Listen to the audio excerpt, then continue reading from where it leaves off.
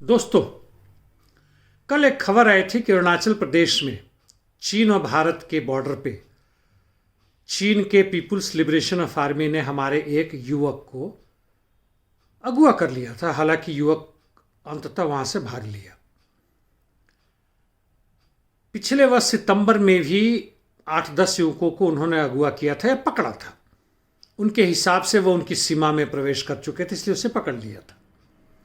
हालांकि बड़ी छोटी छोटी घटनाएं, कोई महत्वपूर्ण नहीं है। भारत की परिस्थिति में यह हंगामा किया जा रहा है, वहाँ के भी हो रहा है। लेकिन दूसरी तरफ देखिए तो चीनियों के लिए भी जो कर रहे हैं वह थोड़ी आश्चर्यजनक बात है। ताइवान पे जो हंगामा मचा रहे हैं वो अलग बात है, उनकी विदेश नीति का वह हिस्सा है।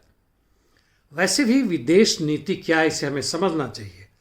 किसी भी देश की विदेश नीति, अंतर्राष्ट्रीय संबंध, इंटरनेशनल पॉलिसीज, उसके देश नीति से ही देश की आर्थिक, राजनीतिक, सामाजिक परिस्थिति से तय होता है। अमेरिका की विदेश नीति अमेरिकी साम्राज्यवाद के उस हिस्से से पैदा होता है जहां वो पूरे विश्व भर में वैश्विक बाजार में अपना आधिपत्य जमाना चाहता है, सैनिक रूप से, आर्थिक रूप से, हर तरह से। जैसे लैटिन अमेरिका को अभी तक वह पिछले शताब्दियों से अपना वह किचन गार्डन समझता था।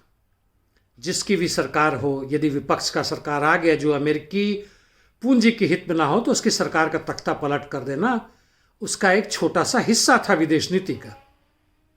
पूरे अफ्रीका में फ्रांसीसी और अमेरिकी, यूके और इन लोगों ने जो तबाही मचा रही है आपको पता होगा।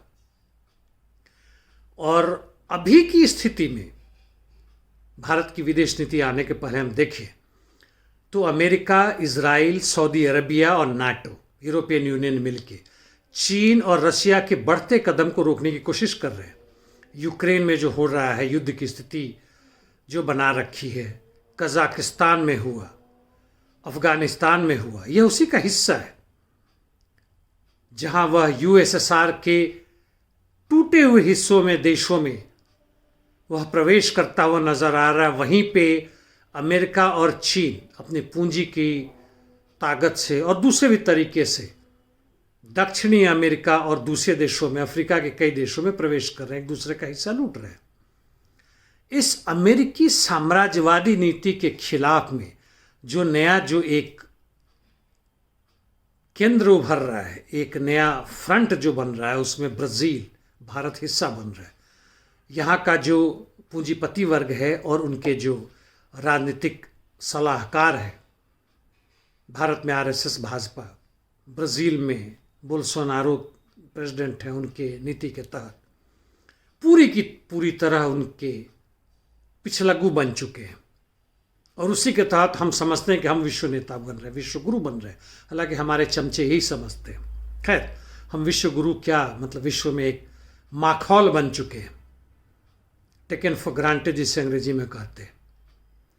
वह कोई भी नीति हो, तो हमारी विदेश नीति हमारे देश की उस नीति से तय हो रही है जहां पूंजी पर अधिक से अधिक आधिपत्य जमाने और यहाँ के मजदूर वर्गों, किसानों को अधिक से अधिक लूटने, पब्लिक प्रॉपर्टी को अधिक से अधिक लूटने के पक्ष में हो रहा है। जिसमें विदेशियों के उन बड़े पूंजीपतियों के साथ हम मिल रहे हैं, घालमेल कर रहे हैं, जो हमें इसमें मदद कर रहे हैं। दूसरी तरफ रूसी, चीनी और उनके साथ जो कुछ खड़े हैं, उन साम्राज्यवादियों की ताकतें आगे बढ़ने की कोशिश कर रही है।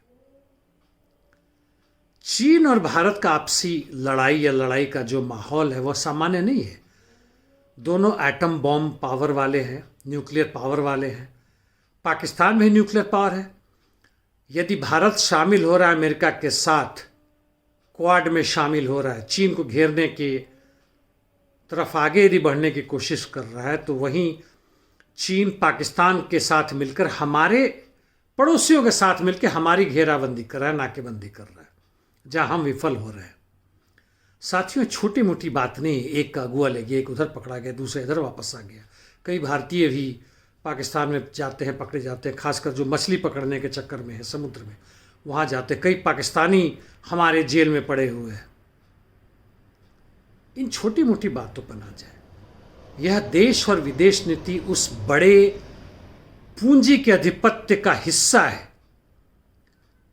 जिसमें कई साम्राज्यवादी देशों की ताकतों का आपस में बंटवारा होता है, निपटारा होता है। वो डायरेक्ट नहीं लड़ते, इनडायरेक्ट लड़ते, जिसमें हम पप्पुओं की तरह उछलते हुए मेढकों की तरह कूद रहे होते हैं।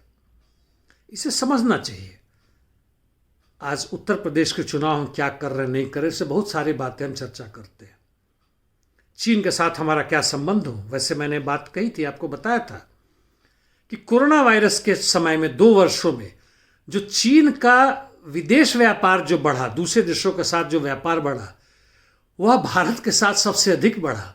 67% हमारा जो आयात था वो चीन के साथ बढ़ा। और चीन का आधिपत्य यूरोपियन यूनियन पर जो है वह भारी मात्रा में बढ़ा, अमेरिकी पूंजी को पीछे हटाकर। और उसमें हम कूदते होते हैं कि चीन के टिकटॉक का बहिष्कार करो, पटाखों का बहिष्कार करो, फुलझड़ियों का बहिष्कार करो। सोना सब जा रहा है, हम कोयले पर छाप ला रहे हैं, हालांकि कोयला बहुत महंगा है। मजाक नहीं है दोस्तों।